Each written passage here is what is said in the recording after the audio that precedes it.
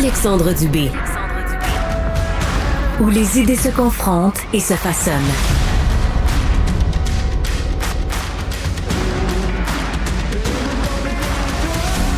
Le PEC, le fameux programme de l'expérience québécoise. On se souviendra ce qui est arrivé l'automne dernier, la levée de bouclier lorsqu'on avait annoncé son abolition, les règles avaient changé.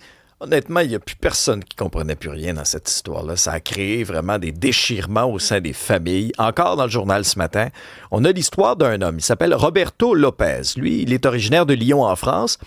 Il était en Estrie depuis 2023, lui, avec sa famille. Et la réaction qu'il a aujourd'hui, c'est tout ça pour ça. C'est tout ça pour ça, sincèrement. Vous nous avez fait passer par toute cette gamme d'émotions pour nous arriver avec une mouture sensiblement pareille quelques mois plus tard. Lui ressent énormément de frustration, dit avoir eu un effondrement psychologique, affirme que son départ forcé du Québec l'a placé dans une situation catastrophique, qu'il y a du vent à perdre tout ce qu'il y avait, bref, le bordel. Le ministre de l'Immigration, de la Francisation et de l'Intégration, François Bonnardel, est avec nous. Bonjour, M. Bonnardel. Bonjour, bon matin. Bon, éclairez-nous un peu, là. Quelles sont les règles? Qu'est-ce qui change? Quelle est la nouvelle mouture que vous nous avez présentée? Bien, sincèrement, il y a rien qui change pour ceux qui étaient habitués ou qui se préparaient donc à déposer au PEC. Ce que ça veut dire concrètement, c'est qu'on réouvre le PEC aux mêmes conditions à partir du 2 juillet prochain à 8h30 le matin pour une période de 2 ans. Il y aura une première phase de réception, on va l'appeler ainsi, sur une période de 4 mois, du 2 juillet au 31 octobre. Et tous ceux qui répondaient aux conditions du PEC lors de la fermeture, le 19 novembre 2025, ça veut dire quoi? Vous aviez un diplôme en bonne et due forme au 19 novembre, vous aviez 2 ans d'expérience de travail dans les 3 dernières années comme PEC travailleur, comme travailleur étranger temporaire, vous aviez une bonne connaissance du français niveau 7, vous allez donc pouvoir déposer au PEC à partir de ce moment, réunir tous vos documents sur une période de 4 mois. Et là-dessus, comme je l'ai déjà mentionné hier, on va travailler aussi avec la cible d'immigration que nous avons. Bien, M. Bonnardel, vous l'avez dit, là, il n'y a rien qui a changé. S'il n'y a rien qui a changé, ça a servi à quoi de faire tout ça? Ça a servi à quoi de faire vivre l'enfer à bien des gens qui avaient choisi le Québec pour s'établir? Puis après ça, on leur fait passer par toutes sortes de dédales, ils ne savent plus trop ce qui se passe. Mais êtes-vous conscient au gouvernement de ce que vous leur avez fait vivre humainement? Oui, je comprends l'incertitude que ces gens ont créée. Il faut comprendre d'où on partait pour comprendre où on s'en va. Il existait 2 programmes avant le 19 novembre, le programme régulier des travailleurs qualifiés, le programme de l'expérience québécoise. Mon prédécesseur a mis fin à ces 2 programmes pour créer le programme de sélection des travailleurs qualifiés. Pourquoi on a fait ça? Parce que c'était suite aux récriminations, aux discussions qu'on a eues avec les gens des différentes régions, les élus des régions, de la FQM et tout, eux, ils nous ont dit, ils ont dit, Jean-François, il faut qu'on soit capable de mieux régionaliser les nouveaux arrivants par tous ces territoires québécois. Il y a une très facile à comprendre. Dans les 2 anciens programmes, il y avait une personne sur 4 qui était régionalisée. Pour nous, c'était trop peu. Avec le programme de sélection des travailleurs qualifiés, il y a une grille de pointage pour ceux qui s'en vont en région. Donc, on est rendu à 64% de régionalisation avec le nouveau programme. Il faut comprendre que ce nouveau programme, c'est celui-là avec lequel les nouveaux arrivants vont travailler dans les prochaines années.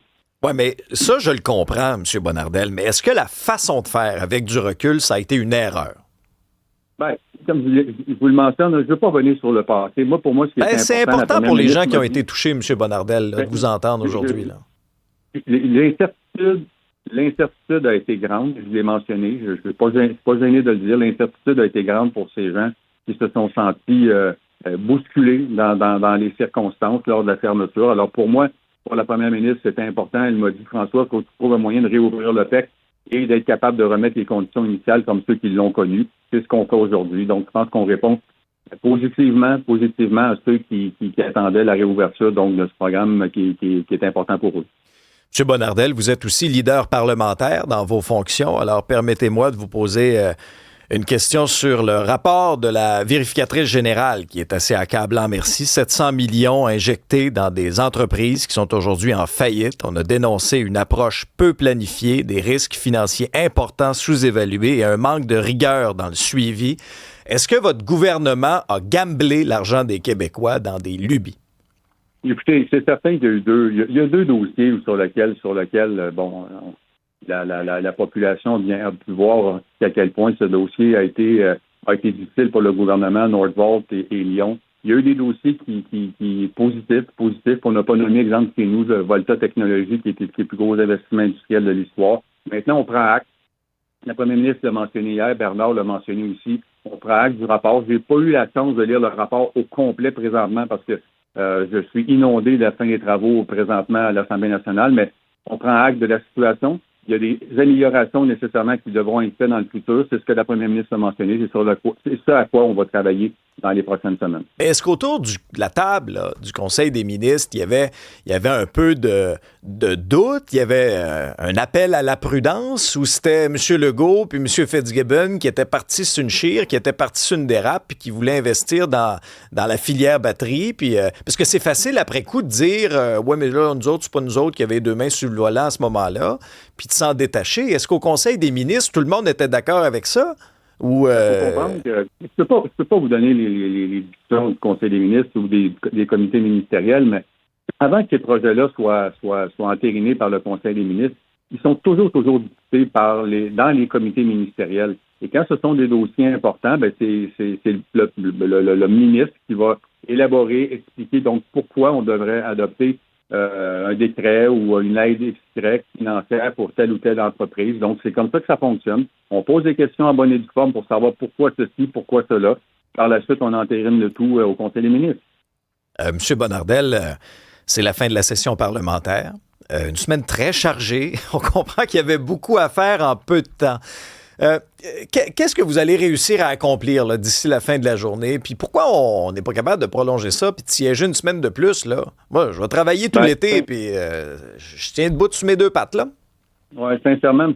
Dubé, j'avais une douzaine, près de 13, 14 projets de loi dans les 3 dernières semaines qui étaient sur le feu, si je peux le dire de cette façon. Puis on va terminer la session assurément avec 7-8 projets qui vont être adoptés. La loi Gabironneau, les boissons énergétiques, les billets de spectacle, l'allègement réglementaire du PL11, l'omnibus municipal, la carte électorale. Donc, il reste encore 2 jours. Tout n'est pas terminé. On continue de travailler très fort. On utilise toutes les heures disponibles pour l'Assemblée nationale au Salon Rouge et dans les commissions parlementaires. Donc, on va être capable de donner un bilan demain à partir de 13 heures.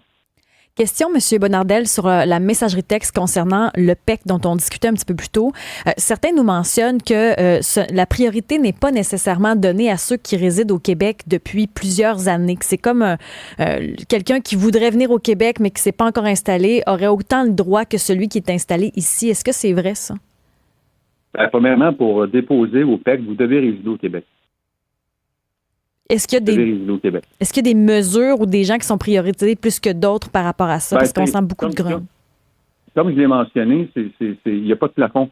Donc, les prévisions du ministère sont entre 8 et 12 000, mais on va s'ajuster, ils sont entre 14, 15, 16. Toutes les personnes qui vont déposer au PEC vont être traitées, vont recevoir leur certificat de sélection, vont par la suite donc pouvoir demander au fédéral leur résidence permanente. Donc, on ne veut pas oublier personne. M. Bonnardel, vous êtes un parlementaire aguerri, apprécié. On aime ça vous recevoir en entrevue. Est-ce qu'on va vous revoir à l'automne? On va annoncer la décision dans les prochaines semaines. Donnez-moi cette chance. Merci. Alors, dites-moi pas que vous êtes dans le camp du oui pour votre candidature, M. Bonnardel. Là. Hey, vous n'allez pas me faire ça en matin. Non. Bon, vous avez un petit sourire en coin quand même. On va suivre ça. On vous souhaite une bonne fin de session parlementaire. François Bonnardel, ministre de l'Immigration, de la Francisation, de l'Intégration, leader parlementaire également. Toujours un plaisir.